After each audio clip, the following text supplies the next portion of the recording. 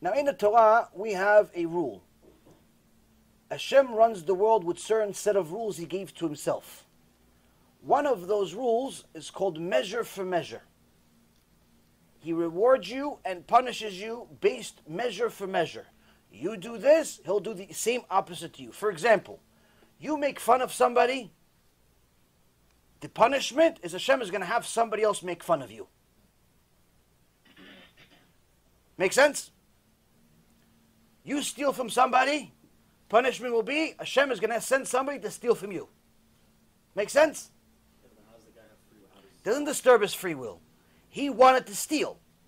That guy wanted to steal. Hashem says, oh, you want to steal? No problem. Just steal from him. He just directs where he's going to steal from.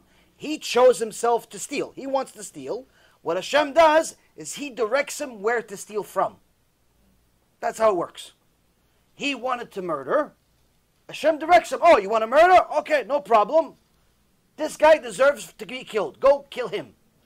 That's how Hashem runs his world. He doesn't make the guy want to kill. He just tells him who to kill. There's this rule in the Torah where Hashem gives merit to the person that earns merit, that deserves merit, and he gives punishment to the one that deserves punishment. So on the other hand, for example, someone deserves to, let's say, get make a lot of money. Okay? And another guy says, you know what? I really have this desire to donate to somebody. Who should I donate to? Next thing you know, he runs into this guy into an elevator. They strike up a conversation, and he decides to give him $1 million for his non-profit organization that had $3 until this day. Why? Because Hashem decided to make this work. Now, he wanted to donate. He deserved the money. So Hashem put them together. That's how it works. So Hashem runs the world with measure for measure. Now, if a person makes a good thing, he does what we call a mitzvah, then HaKadosh Baruch Hu is obligated by his own rules to punish him, to reward him. Obligated to reward him. When? At some point. The big part of the reward is in the eternal world, not here. The big part of the reward for a mitzvah, for a good thing, is in the eternal world. And the reason why is because Hashem wants to give us so much reward that the reward for the smallest good deed is not enough. If you gave him all the gold and jewels and good in this world, would not be enough for one payment for the smallest good deed. We have no concept of how much good Hashem wants to give us. But the reality is, we have to believe that this is actually waiting for us. Why? Because we don't get a lot of it here. We do get some, but a very small amount.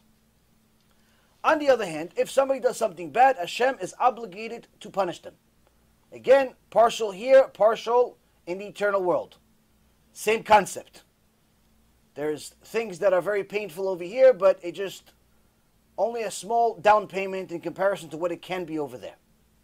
Not all bad things are a punishment, and not all good things are a reward. Sometimes Hashem decides to let somebody win the lotto because that's the way to destroy him. Before he won the lotto, he had a happy marriage.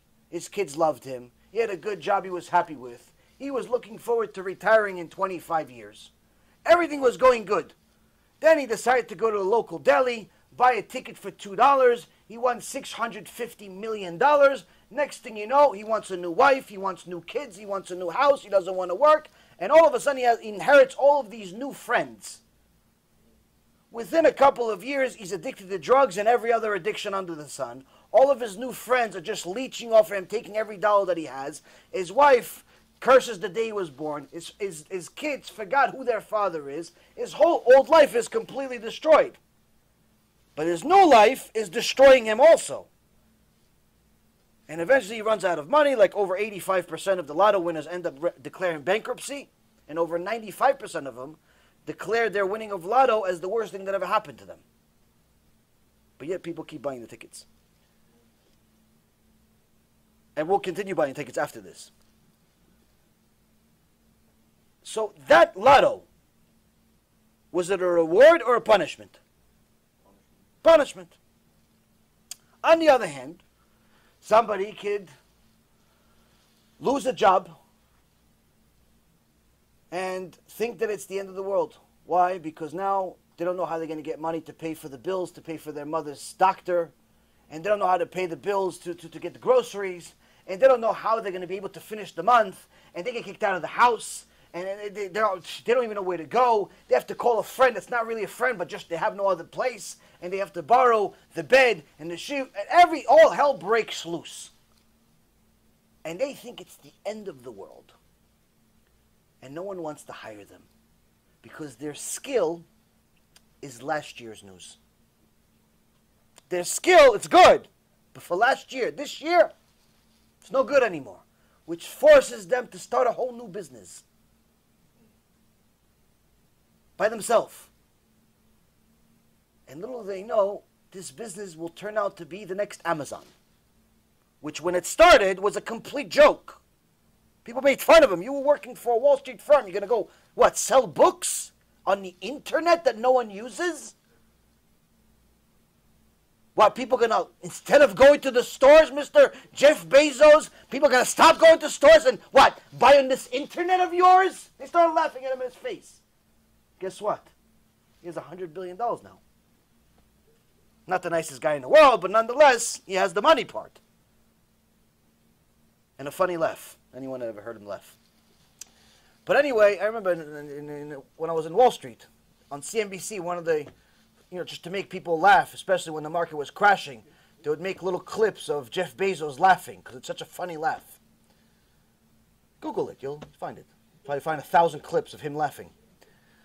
But anyway, it's a defense mechanism. That's a conversation for another day.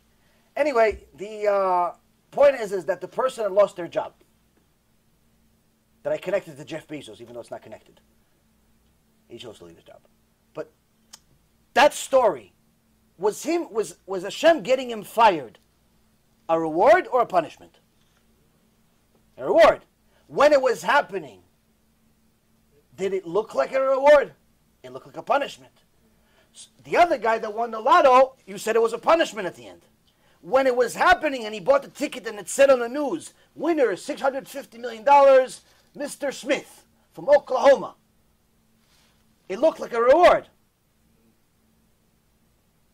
So how could we tell the difference if it's a reward or if it's a punishment? If I just gave you two pictures and you just told me both of them are the opposite. How can we tell the difference? The only way we can tell the difference is if we see HaKadosh Baruch Hu as part of the picture. By asking ourselves, what does he want? Does he want me to do this or does he not want me to do this? Is he the one causing it or am I the one causing it? Is it my hand and my power and my will that built this ship? Or is it Hashem gave me the knowledge to do this for some other reason?